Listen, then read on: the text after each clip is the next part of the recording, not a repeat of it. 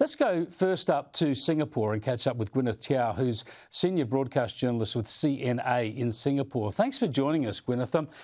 I took a great interest last week in that opinion piece written in the Straits Times by three of your senior ministers. We quoted quite a bit of it in this program last week. It got a bit of media attention across Australia in the following days. It maps out a clear path to COVID normal. Now, I think a lot of people are thinking that Singapore are doing this right now, but it's more about a plan for the months ahead, isn't it?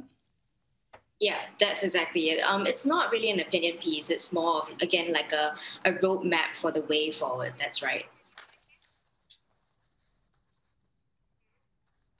Now, let's have a look at some of what they had to say. And part of the article, part of the plan says this. They say that the bad news is that COVID-19 may never go away. The good news is that it is possible to live normally with it in our midst. These are the points I highlighted last week. And they went on to say about various points. But one of the key ones where they said that instead of monitoring COVID-19 infection numbers every day, as we do in Australia, they're going to focus on outcomes. How many people will fall very sick? How many are in intensive care units? How many need to be intubated or given oxygen? And, of course, how many people die?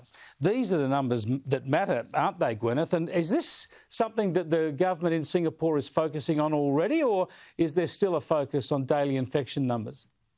Well, I think if you look at the daily press releases that come out about twice a day, we have a top-line figure that's published that's based on the number of cases that are sort of reported for the day with a cutoff at noon. And then sometime quite late at night, we get a fuller press release with a much more detailed statement of where these cases are from. So, for example, yesterday we had 5 linked community cases. That means that it's 5 cases that we know where they came from. We know who are the people who infected them, for instance. And then we had also about 10 or 11 imported cases. And that number has really been at a steady state for Singapore for over the past year. And imported cases means they're either Singaporeans or residents coming back from overseas, or foreigners, for example, from countries that we still allow some travel from. So that press release actually has a very, very detailed breakdown of all the numbers, not just the top-line figures, which is what Australia is doing, but it also includes the breakdown of number of patients in ICU, number of patients who require oxygen care, number of patients who are recovered, that kind of thing. So it's a very, very detailed breakdown, kind of like a situation report. And in the early days of the pandemic, last year, I think that was something that people kept a very close eye on, because any increase in cases basically told you how likely, in that sense, it was going to spread to the community, which is really the concern for everybody in any country in the world.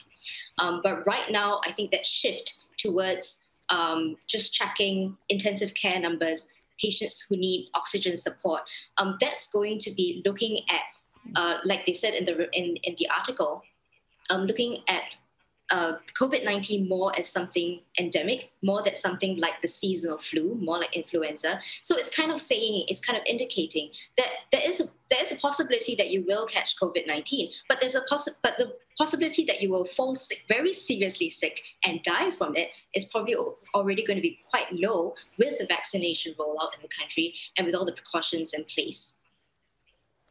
Yeah, that's the key point, isn't it, Gwyneth? We know a lot more about the virus, of course, now than we did just over a year ago. But even then, it was really only a danger to the vulnerable groups, and we know who they are. We've been very lucky in that we've got vaccines available quickly. So once the vulnerable are vaccinated and you're starting to get more widespread vaccination, we can actually live with this disease, and the drawbacks will be very, very minimal. That's the aim. I'm glad that your government has enunciated a clear path to that. Give us an idea of your vaccination rates at the moment across the adult population. Right. So we're looking at about a number of about 36, 38%. So hovering just over a third of the population has received both doses of the vaccine. So that means they're fully vaccinated. And then we have about 60% who have received the first dose. So generally, in terms of our national target, we are looking at 2/3 of the population to receive the first dose by early July. So that's really right now. We're a little bit away from that right now, hovering around 60%. But we should be getting there in the coming days. Just yesterday, in fact, or a couple of days ago, the government did say that they were going to make bookings for the permanent resident population earlier in order to keep the momentum going. And we're really hoping to have 66% again, so 2/3 of the population receive both doses of the vaccine by August 9th, which is our National Day, which I think they hope will be some sort of a morale booster. And really the whole aim in that is so that, again, if you have the vaccine, the statistics actually do show that the effects are not as bad for you, and also you're less likely to pass it on. And that allows us to shift the entire way that we deal with the virus. So right now, what we're doing is that whenever a case pops up in the community, the government spends a lot of money, a lot of resources testing everybody around that patient, and then trying to isolate and ring fence, identify all of the cases around that patient, and then isolate them and quarantine them and keep them away from the rest of the community. And that's really because you don't know how far it's going to spread, especially with the new variants, which we know, transmit a lot faster. But with a higher vaccination rate, you could basically have people recover at home because their symptoms are going to be less serious. And then if their family members are also vaccinated, there's less chance that they'll pass it to them, and there's less chance that their family members are going to get it from them. And generally, it will just be, something that we can live with a little bit more normally. We can have big events again. We can have sporting events again, big sporting events. We are looking at hosting our National Day parade again this year in a mass event, of course with fewer spectators and with entirely vaccinated as well. But at least that can come back again. And also something that a lot of Singaporeans are looking forward to is travel, because we have no domestic travel whatsoever. We're a very, very small country, as you might know. So a lot of people are also looking forward to international travel. So when you have these things in place, hopefully that means that we can go overseas, come back, and we have much less quarantine, or better yet, no quarantine. Well, let's hope we can get our travel bubble open with Singapore soon. Gwyneth, thanks so much for joining us.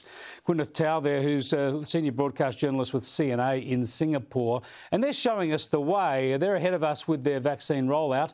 And they are showing us the way, though, by clearly outlining to the public what the markers will be and how that country will live with COVID, something we have to do in this country.